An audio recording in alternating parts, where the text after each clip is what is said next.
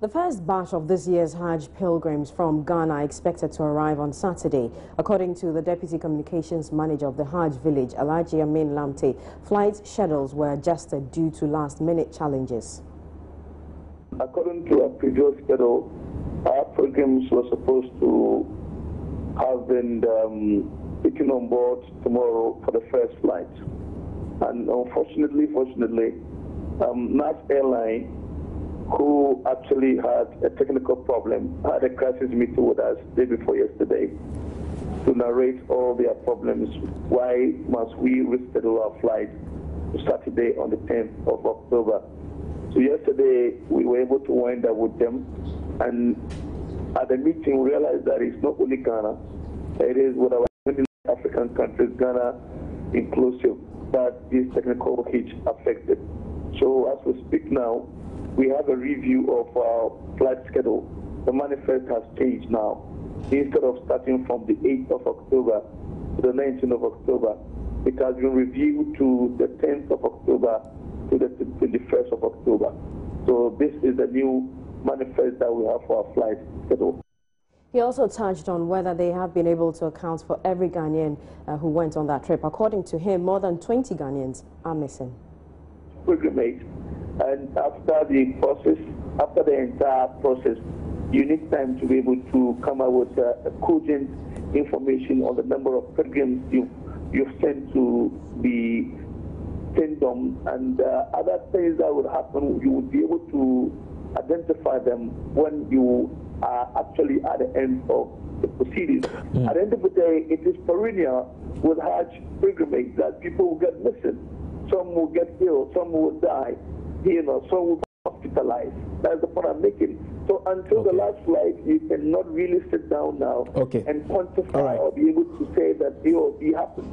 So now, as I'm speaking to you now, qualitatively, what we have on our paper now is that we have a total of 15 casualties, 5 through natural death, and then 10 through the stampede. And then now we have 6 people are currently being hospitalized. And then we have 27 people missing. So that is the record that we have now. And I'm saying that until the final flight, and when we also wind up with our report, we cannot come up with a cogent or probably an authentic information on the number of pilgrims who are currently with us or who are not with us. The Judicial Service staff implicated in the latest corruption scandal will face the investigative committee set up by the Chief Justice Georgina Theodora Wood today. The committee is chaired by the Judicial Secretary Alex Opoku-Achampong and made up of some members of the Judicial Service. Over 180 judicial staff of the service were caught on camera taking bribes and demanding for sex to influence judgment or acting as middlemen for some judges. Some of the indicted judicial workers have already watched the video capturing their alleged corrupt acts. 22 magistrates and 7 High Court judges have already been suspended by the Chief Justice.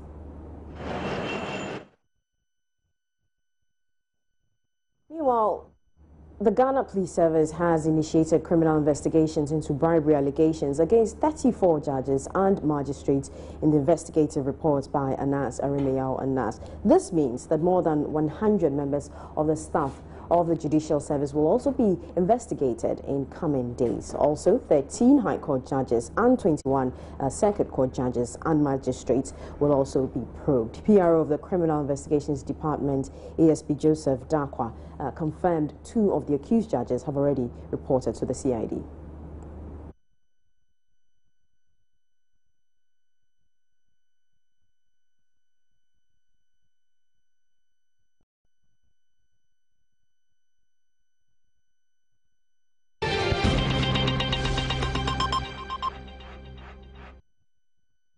But we were talking about the police CID beginning investigations into the bribery and corruption allegations brought on some judges by ACE investigative journalist Anas Arimeyao Anas. Now, PRO of the CID, ASP Joseph Dakwa, told Joy News that already 2 of the judges in question have reported to the CID office.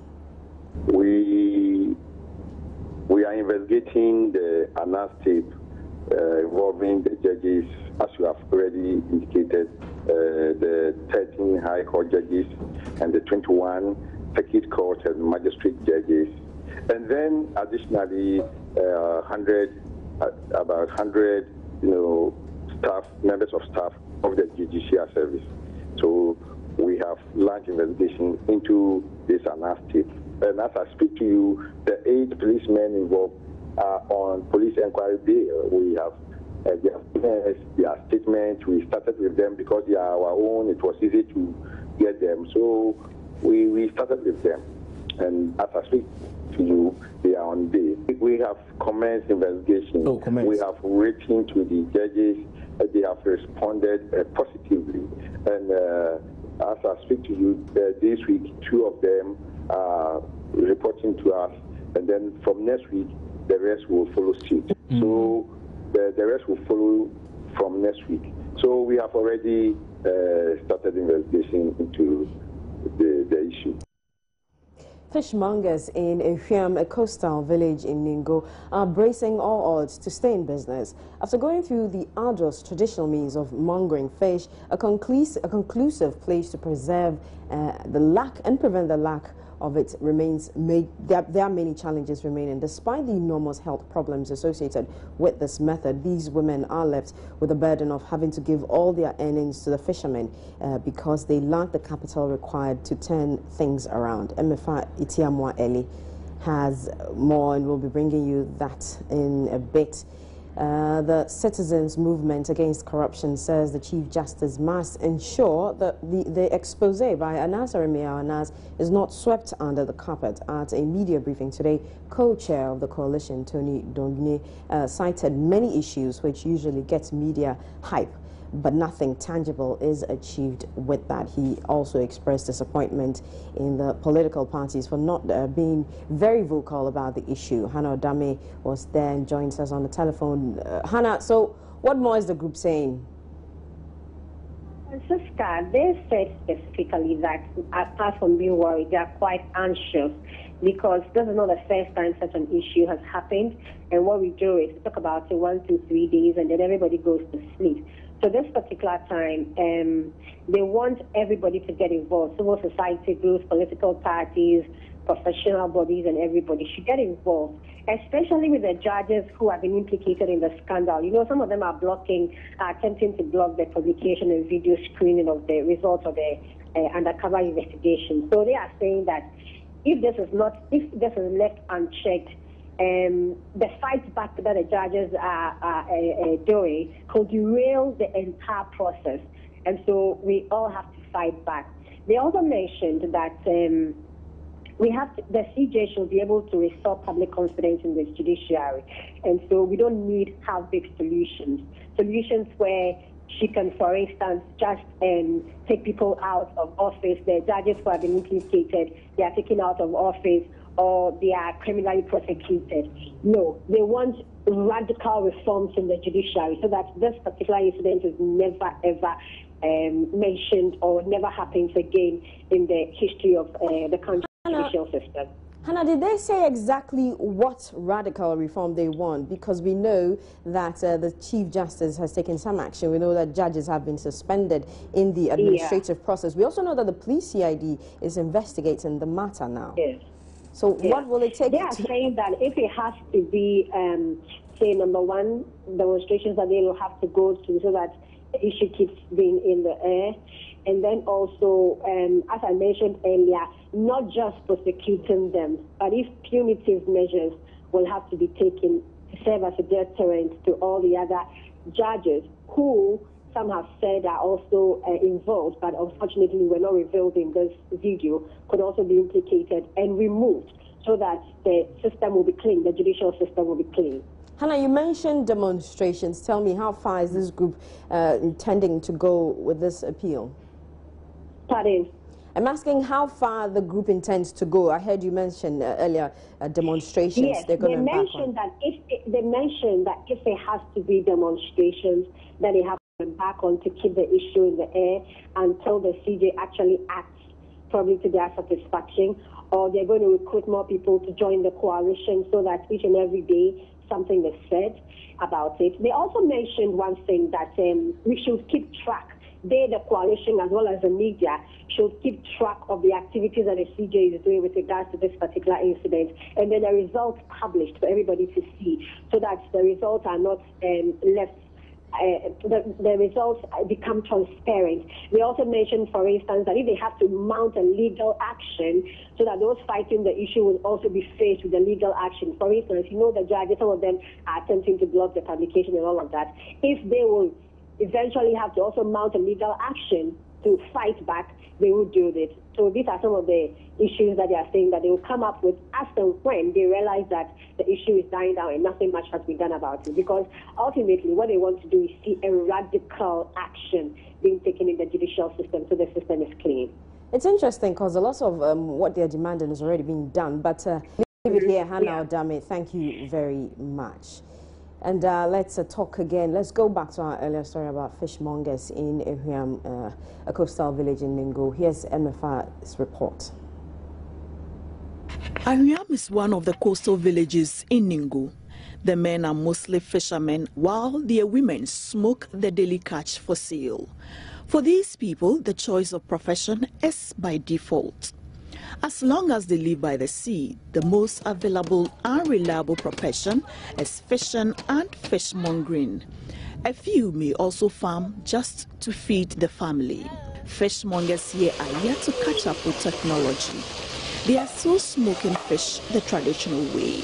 Their stoves are made of cement blocks.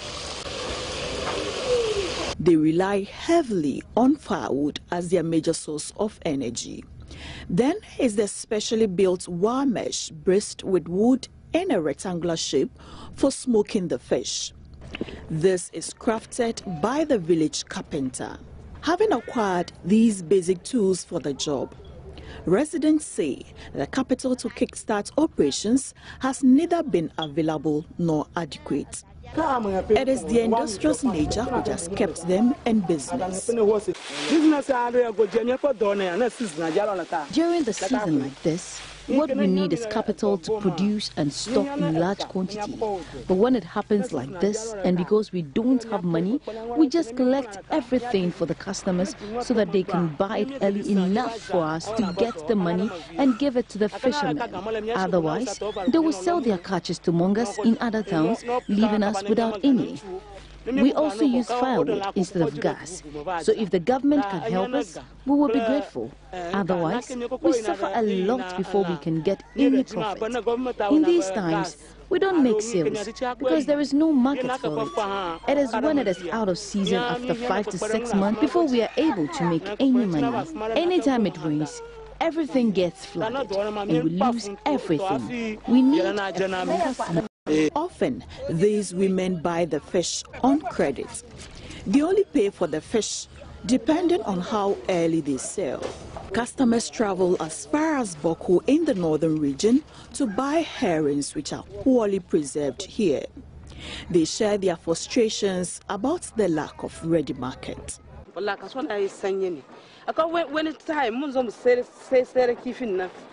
The market can be very bad, sales very low. We only keep doing this for the sake of our children. Otherwise, the work is not profitable and our transport is so costly.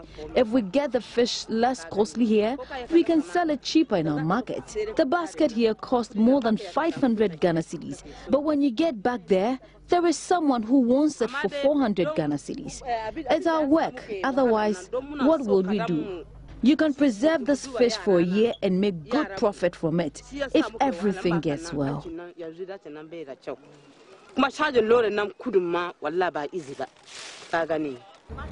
Until these women return to pay these fishmongers, the fishermen will not get money to buy fuel to power their boats.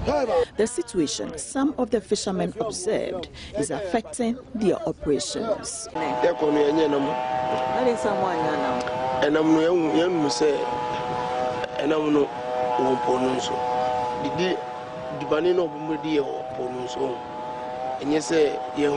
Today, we did not get any catch. The women also buy on credit, and we will have to wait for them to return from the market before we can get our money. They don't even pay on time. We sometimes wait for 2 to 3 weeks before they pay us. The fuel is expensive, and it is not in regular. the name so muko to Joshua. He say Otuaka tempting na say bibia say wo adwuma no mo. Na enya scan enkoto. So mutuaka tempting. Iso bet nya did say 1 week and 2 weeks. Sana bet your mukasa. These fishermen also complain about the cost and irregular supply of premixed fuel. It is sometimes frustrating to go to sea because they don't always make good catches. Thus, they end up wasting fuel and they return home to wait for the fishmongers to settle their debts.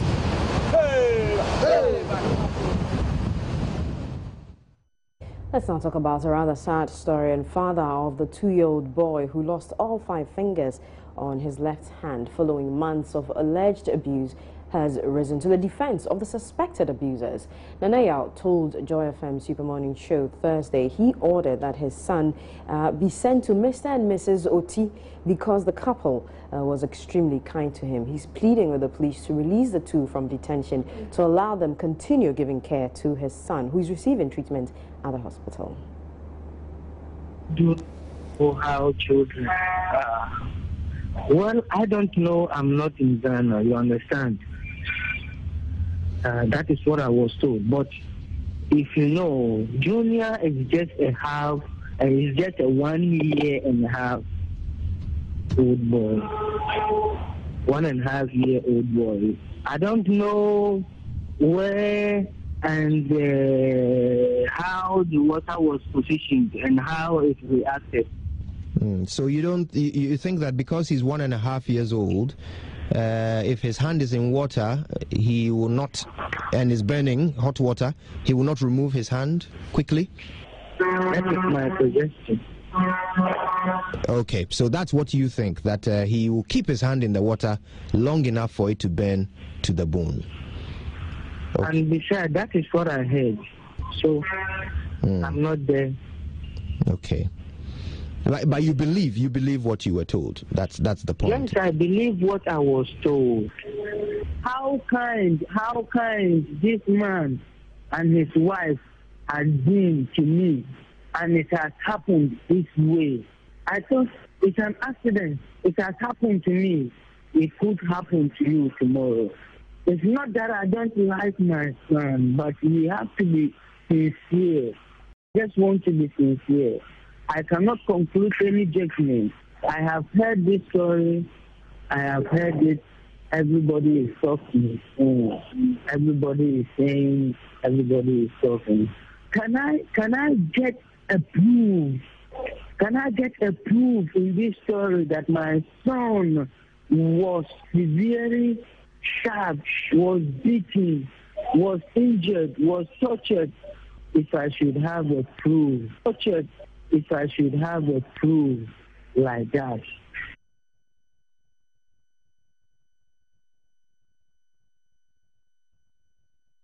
You're watching Joy News today with me, Francisca Kakra-Forson. Let's take a quick break. We'll bring you more when we come back.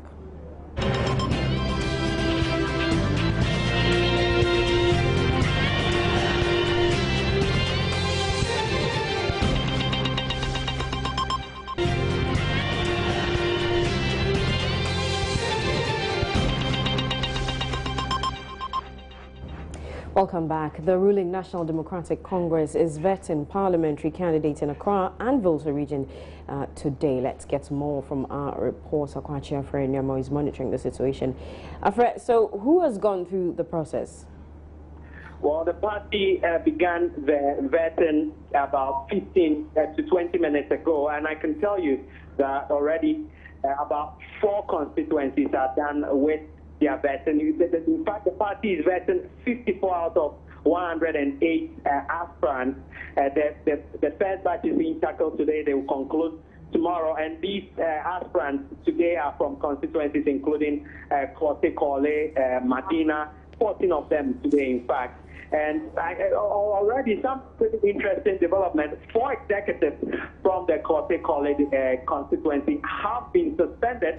And what I understand is that these 4 executives, 3 men and a woman, the constituency organizer, the youth organizer, the women's organizer, and the communication officer of that constituency. A petition was presented to the Regional Executive Committee of the NDC, detailing instances where these executives, who per the party's constitution, in fact the guidelines are expected to be neutral, openly campaigned for the two key aspirants in the race, incumbent MP Niyama Shukni and his main contender, Donato Rollins. The party subsequently took swift action against them because I understand that even at the time when they were hauled before the party leadership to answer questions, they did not deny the allegations.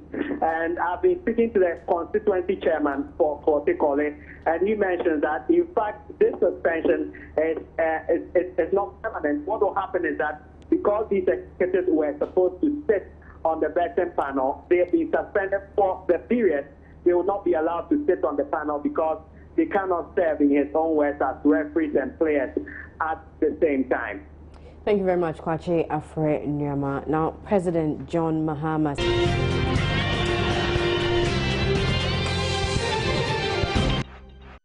Economist Dr. Charles Obeng says Ghana should not have gone ahead with its fourth Eurobond. He explained that the rush for what has been described as the oversubscribed bond is not good for Ghana. Dr. Obeng was speaking earlier on News Desk.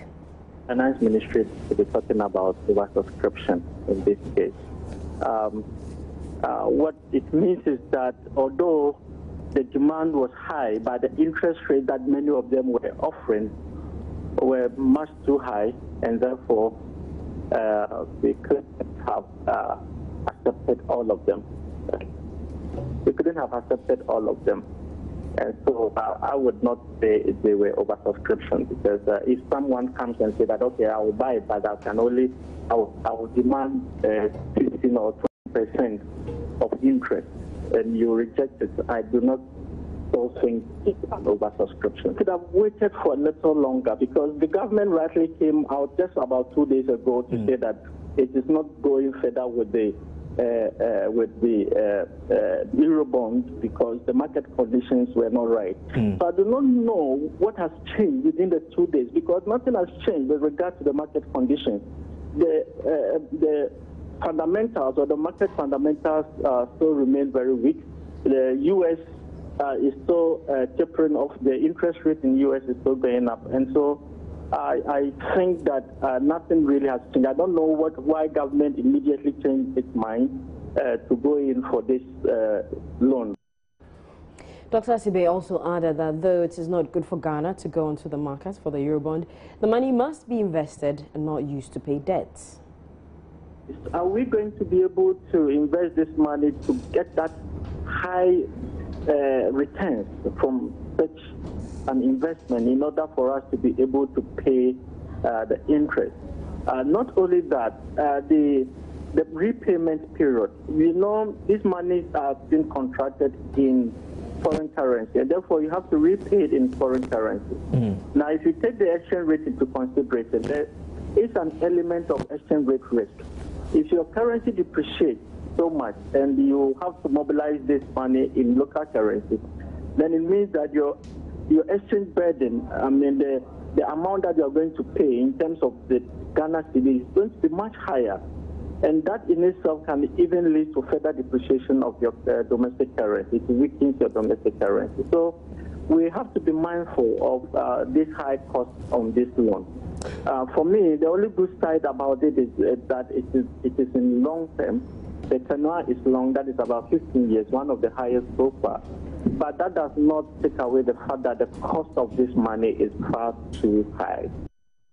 The Millennium Development Authority, Midday, has given assurance staff of Electricity Company of Ghana, ECG, will not be laid off under the Power Compact government intends signing with a private partner in transforming the power management company. Government, through the Ministry of Power, ECG and Midday, has issued a request for expression of interest from local and international companies to identify a qualified private partner to invest in the company and as well operate the distribution business of ECG through a public-private partnership. We are looking for somebody who will manage ECG, who will operate ECG, and who will carry out investments in ECG over the time frame. And so what the concessionaire is bringing is that he's bringing in capital. He's going to bring in arranged capital, much needed capital, to be able to improve the existing system that we are. ECG requires replacement of obsolete equipment, so the concessionaire will bring in that capital. Speaking on the AM show, the Member of Parliament for Mpaiso, Seth Champong, says the partnership is not what will give Ghana relief unless appropriate fund is pumped into the sector. I'm happy that gradually the energy sector is expanding. When this deregulation exercise commenced, people felt people were just trying to offer jobs for themselves. But truly, if we have to be as a middle-income country and run this country profitably, for everybody to live comfortably, you need a lot of private injection. Unfortunately, the approach is not the best for the government of the day. Every person sees them as a social person and as a social-minded entity trying to cede off government property. The Minister of State in charge of public-private partnership, Rashid Pelpo, says the partnership for the concessionaire will build the capacity of the Electricity Company of Ghana and have a stake in business and share the risk as well. Efficiency and drive, which normally you don't find in government setups or in public setups. So I think that we should be looking at it positively and see how we can benefit out of it. But essentially, what it is that when a third party comes in, especially in a private sector, public-private sector initiative, it's coming in for a long period, not just a short time before they leave. It's coming in for a long span of time. It's also going to take a long, it's going to have a change in the structure of business for a very long time. It's no longer going to have an ECG that is completely a government-owned company, but it's now going to be some shares, some shares of government will have to be permanently given out. And that's it for business. Baba Tando will bring you sports in a bit.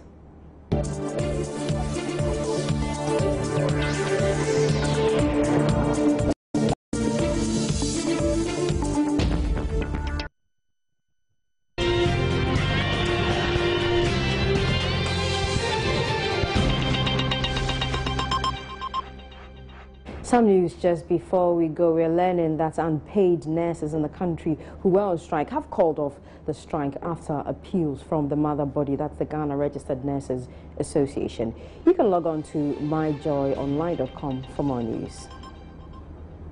I'm Francisca Kakwa. Thank you very much for your company.